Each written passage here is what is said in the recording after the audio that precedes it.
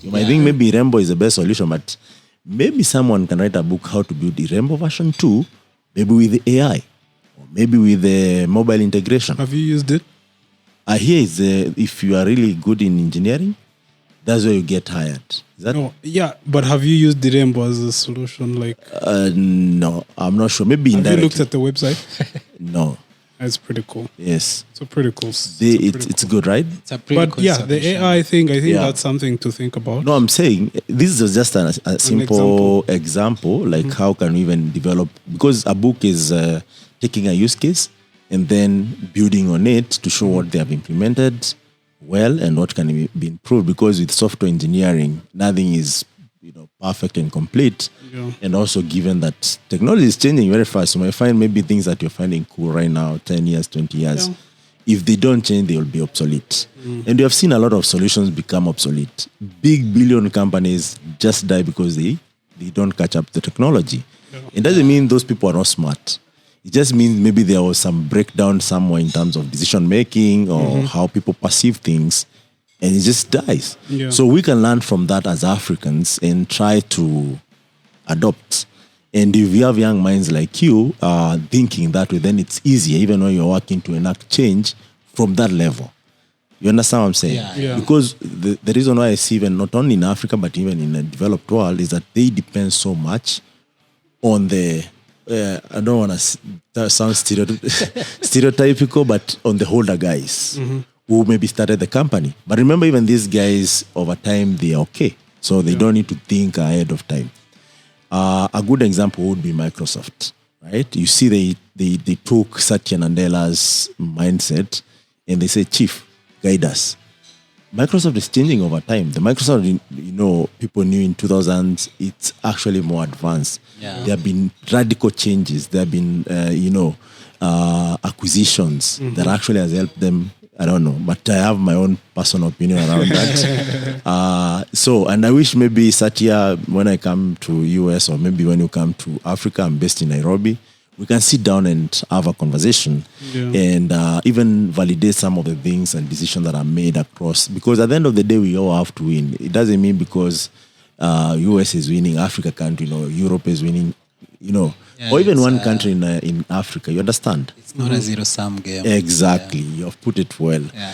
So that's my mindset. Because with this now, you can say, I'm learning computer science, but I'm using some of Irembo's use case to understand. You can walk to Irembo's office and do a research and report on that research, or build a better solution and pitch it back to Irembo, right? And that's why Silicon Valley is always evolving, if you don't know. So most of the schools like Stanford, Berkeley, they are around some of these startups. And they see some of these solutions. And some of them, they can walk to those offices and ask questions and get answers. So that's just me giving my opinion. But also, again, government need to invest, because with research comes investment. Yeah. So given that most of the learning institutions don't have much of revenue, like, proper companies, I think the thing that could help us is to also invest in research. That I'm sure you did a project before you graduated. And most of those projects are mind-changing. By the time you're getting first class, of course, professors sat down and see, this one could be a business. Yeah. So how are we using some of these projects? There's masters, there's PhDs. And that way now we build our learning ecosystem plus our day-to-day solutions. Yeah, I think that's a good point. I think I was talking about it with a friend. I think he said something profound, and I felt like it's something. It's related to what you were saying. Yeah. He said like a lot of people concentrate on trying to build a whole solution for the whole ecosystem, but there are components. Yeah. Of let's say in the fintech. Yeah. In the fintech space. Yes. In obviously in banking or whatever. Yeah. There's so many components. You don't have to build a whole maybe let's say if you're trying to take out like some banks, you don't have to hold a whole core banking system. Yeah. You can build a component. Yes. I think it's we talked about one of those issues, because they talked about there's this company called Mono, and they do KYC. Yes. Now KYC is a very important thing for the bank. It's know your customer, right? Yeah. But then most of the time in our current industry, this is a problem. If you're listening and you want to build a solution, you can build a solution around KYC. Yeah. If maybe Mono does not come or whatever. Yeah. So the whole point is this: KYC means know your customer. Yeah. Now, each bank creates builds a profile on a customer. Yeah. But why does each bank have to build a profile on you when you're one person? Yeah. If let's say you have a bank in Equity and you have a bank in KCB and you have a bank account in let's say another bank. Yeah. Why do you have to have different profiles in all those different banks? Yeah. Why couldn't there be a unified system that you as a customer you can allow banks to get access to your information, and then maybe you immediately eligible for, let's say, loans and some of these different things because of your track record, because a KYC a bank decides on giving you a loan because of the profile you currently have. Yeah, and the history. Yeah. And that's applicable to not just only customers, but small, medium enterprises, which are notoriously bad at getting loans, especially in our current system. They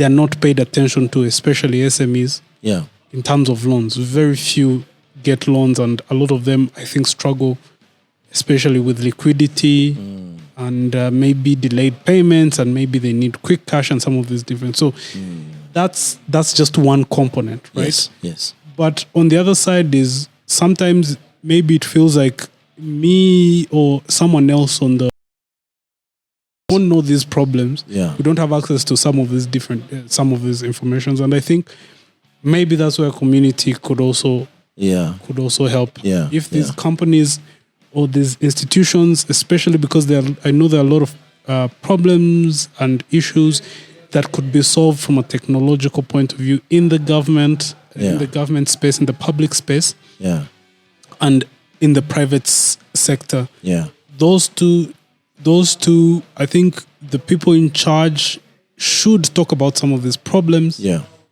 in spaces that would allow innovation to happen. Yeah. Should talk about them, but also, as you said, find ways to sponsor them, fund them, hackathons, some of these different things. Yeah. And then maybe that's how innovation grows through communities. True. And I think you've brought by the way, you have spoken like a full stack engineer, component example and all that. Yeah. That's a good one. But just to put things into context, I think things should be more practical and continuously tested, so that we don't lose the edge over time. When the technology changes, we are up to date, right? Yeah. And if one thing breaks, as you're saying, not everything that breaks, right? But Chief, how did you like transition, to job and still continue doing community work? And the reason why I'm asking this, I have a few friends who, when they get a job, that was like community was the means to an end. So that's the end of them. You'll never see them until they're jobless or something happens or they need to change their job. Yeah, for me, the one point is like community is where you find like-minded people who can challenge you, and you can envy, like those people who give you like passion to do something. Yeah. And if you're in community, also like sharing is, like you learn much while you share. Yeah. If I'm there presenting neural networks. Yeah. Sometimes I feel like I don't understand most of it, but like as I keep sharing it, I get a glimpse of you're able to learn, what's right? neural network, because people keep asking me some challenging question, and it's time for me to reflect on them and go do some research on it. So, for me, community has been like something helped me learning from a learning journey. keeping in mind that there is someone out there who needs maybe what community is doing as well. Yeah. For me, because I bootstrapped from community, that's where I started my Ronga journey. That's where I get like, you know, a good path to pass through. Yes. That's why I meet like people who really guided me through the journey. Yeah. That's where I'm still meeting people who are very important to me. Yeah. So I think community, people downgrade it Yeah. at some point, Yeah. mostly in Rwanda. Yeah. But I think for me, community must be something the government must focus on. Yeah. Really have like a big focus on community, because there are so many people who want to share what they know for free. Yes. And if you are sharing something for free, there is no lie in it. You know, like it's something like full of, you know, like you're sharing something because you want to share it. That is close to your heart and you know it will help maybe help someone. Yeah. And it's fulfilling for some people, you know, like helping someone and, you know, see people getting a job or getting into the, like, whatever the path they want through community. Yeah. So I think for me, community must be one way of driving Africa, you know, through Silicon Nevada, as you were saying. Yeah. Like, I was asking myself, you know, this question. You say like in Silicon Valley, people can knock on your door asking you some sort of kind of questions. Yeah. Yeah, but, you know, like in this current university, I have a feeling is like, you know, they are getting pressured for numbers of people who graduate. Yeah, it's more about numbers. Yeah, and, you know, like most of the time, I have a feeling there is no such thing as passion into what most people learn in undergrads. Yeah. You learn something and you're like, okay, I did this and I did this. I have a degree. Yeah. That's it. Yeah. Maybe it will help me to get a master's. It will help me to get a job or something like that. But it's not something you're passionate about. But let me tell you, if you're in community, maybe you meet someone who is, you know, like, what I'm saying like is take community. There is this time, this day first, I was trying to drag one guy. I think he's very great in podcasts. It's called Sarah Modongi. Unfortunately, she didn't reply to me, but, you know, like, I was trying to get her to stage because I feel like she has more potential, and, you know, like it's a very good thing to meet the community, to share. Absolutely. Yeah, and, you know, like to participate in those kind of community and, you know, like get a glimpse, because at Google, you see people are leading community. Yeah. People, you know, are doing some jobs. And they're senior engineers, some of them. Yeah. Senior engineers. And, you know, like, I feel like maybe it's one very big praise she deserves there. Yeah. If she joined community, share, and get to know people, you know, that was some kind of thing. Yeah. And that feeling keep pressure me for if I see potential in someone, you know. Yeah. If you join community, maybe they will help you figure out what it is. Because most of the time you're in your head, you are doing stuff, but you don't know what you're doing exactly. But if you join community, people have their way of seeing potential in you. Yes. Someone can come and say, yo, let's do this. Let's do this company. Yeah. Let's do, you know, let's start this project. Yeah. And from there you can become Elon Musk, whatever, Mark Zuckerberg. But the Elon Musk is from Africa, you know that, right? Yeah, I know. Yeah. Yeah. So, and many more other solutions that are coming up. So it's, you know, sometimes we might be talking about this and maybe 5 years from now. I'm not a prophet or anything, but you'll see a lot of change in now, even the quality of companies that are coming from this ecosystem. And that's why I'll ask this, Chief. You are doing this Udacity Code Academy, right? And up to what point did you now decide I'm joining Andela, or I'm applying to join Andela? So I joined, I applied to join Andela, I think like a few months, because I started working, after uni, I started working on a startup. I started a startup, founded a startup. What was the name of the startup? It was called Fikia.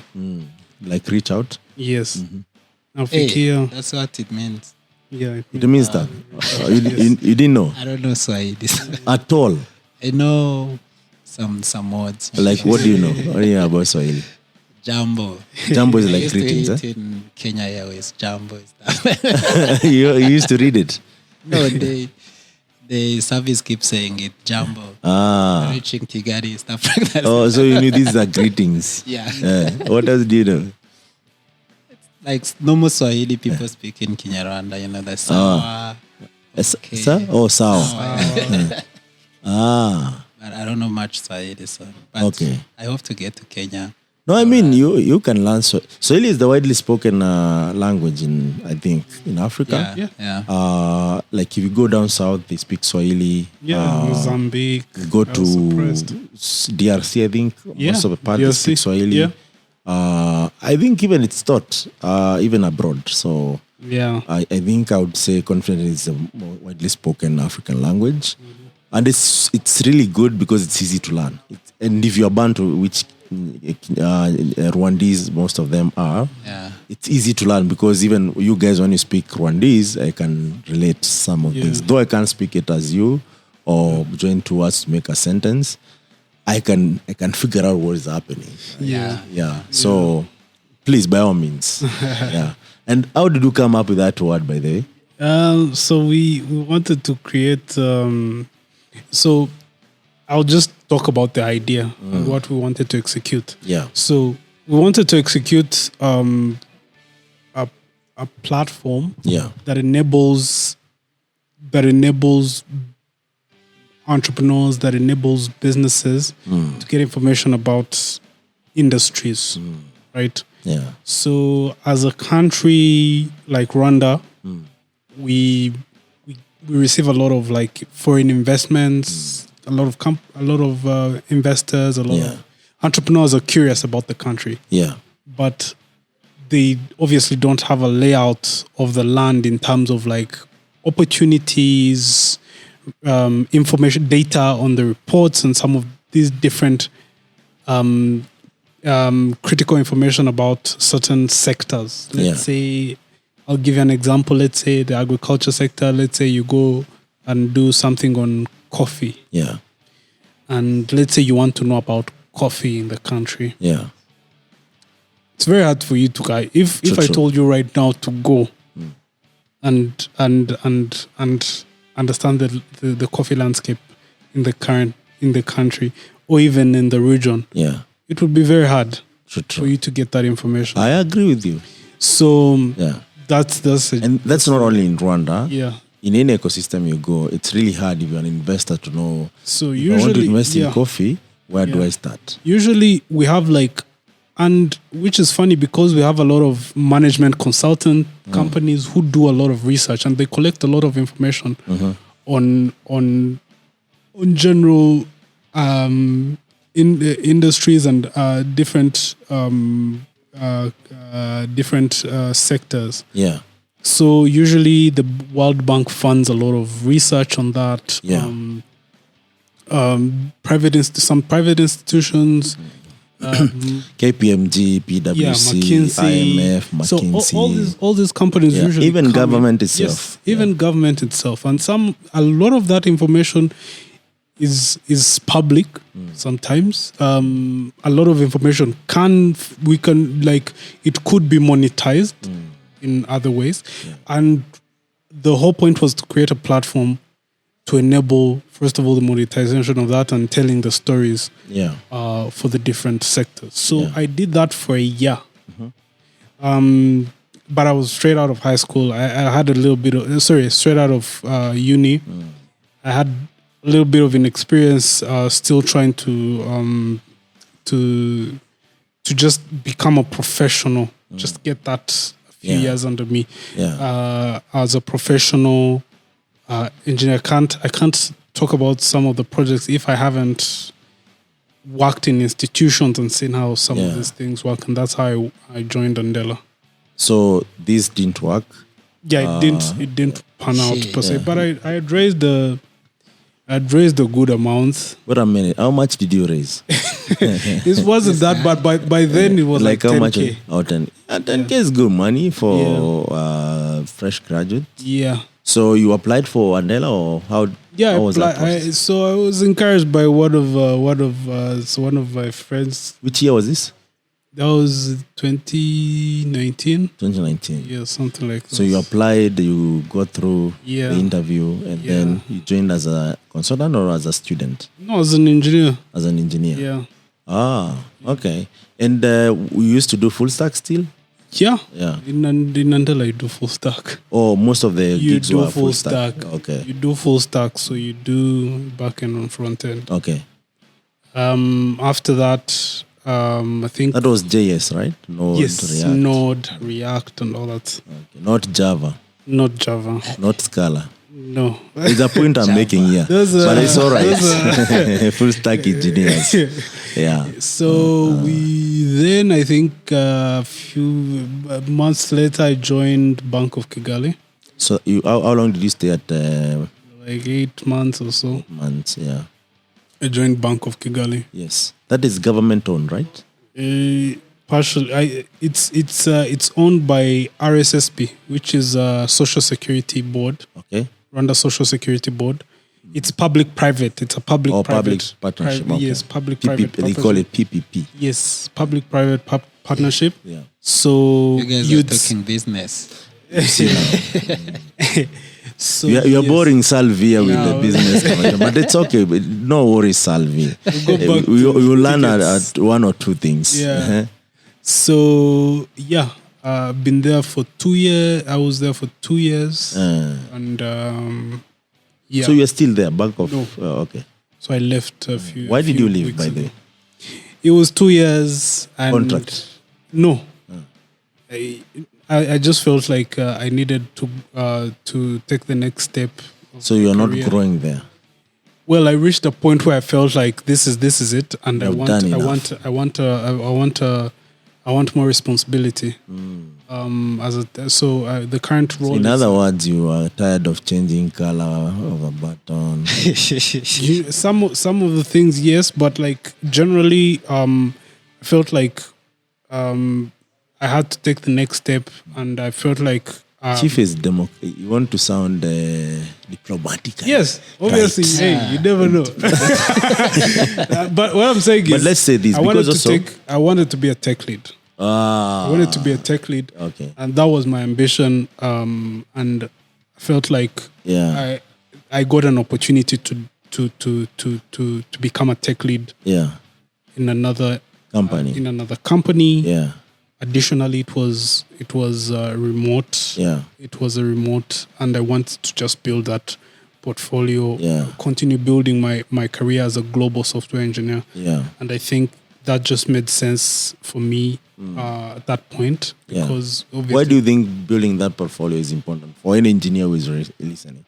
I think if you want to work on a global scale, especially because you grow. Yeah. You grow. Growing means you become better you become programmer. better. You Okay. become a better programmer. Oh, guaranteed. You become a better programmer because, first of all, let alone you're working on with different cultures. Yeah. The whole interacting of it. Yeah. But generally, the standards of the standards are quite different. Yeah. The expectations and some of these things are quite different from what you would get on the current local market. Yeah. Well, the Rwandan ecosystem has come so far, Yeah. but obviously, if you like work in places like Germany, you work in places like the UK, and you're working in, let's say, you're working in these proper startups, these proper funded, well-funded startups. I knew you'll say that proper has to be followed by funded. Okay. Well funded, because obviously, so there's a certain level of excellence that you'll get. Not the payment.